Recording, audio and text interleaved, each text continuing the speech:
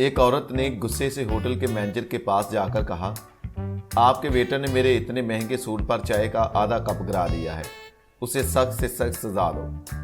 Manager बोला, आप फिक्र ना करें, मैं इसकी तनख्वाह से पूरे कप के पैसे काटूंगा।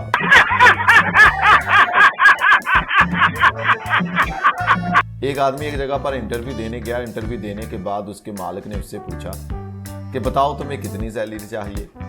आगे से आदमी ने जवाब दिया कि सैलरी मुझे 1 लाख चाहिए और इसके साथ एक गाड़ी और ड्राइवर चाहिए।